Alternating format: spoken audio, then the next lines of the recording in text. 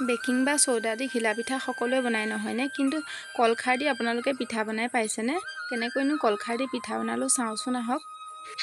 কলখাৰ দি পিঠা বনাবৰ বাবে পিঠাগুড়ি খুন্দি ল'লোঁ, তাৰপিছত এইদৰে গুড় কাটি ল'লোঁ। এতিয়া পিঠাগুড়িখিনিত গুড়খিনি মিক্স কৰি ভালদৰে মঠি ল'ম।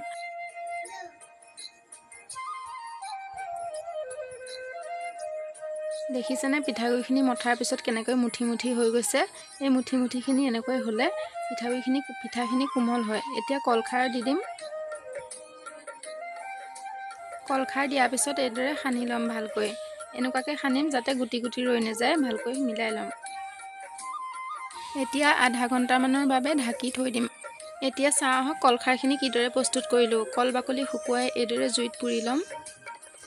ভালকৈ এঙাৰ হোৱালৈকে পুৰি ল'ম। ৰঙাকৈ জ্বলি যাব তেতিয়া গেছটো অফ কৰি দিম। এতিয়া এটা বাচনত পানী ল'ম আৰু এই জ্বলি শেষ হৈ যোৱা এঙাৰখিনি সেই পানীত তিয়াই ৰাখিম।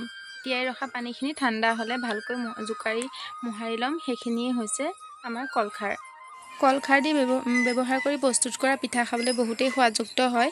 এতিয়া কলখাৰখিনি মিক্স কৰাৰ পিছত এইদৰে দেখিছেনে কিমান নিমজ হৈ পৰিলে পিঠাগুড়িখিনি, গলি গ'ল নিজে নিজে গুটিখিনি। এতিয়া এটা কাপ বা গিলাচত ভৰাই ল'ম এইদৰে, তেতিয়া লেতেৰা নহয়, আচলতে নপৰে। এতিয়া কেৰাহীত তেলখিনি গৰম কৰাৰ পিছত এটা এটাকৈ দি দিম এইদৰে। দেখিছেনে দিয়াৰ লগে লগে ফুলি আহিব কিদৰে। আৰু এই পিঠাখিনি খালে কেতিয়াও পেটৰ অপকাৰ নহয়।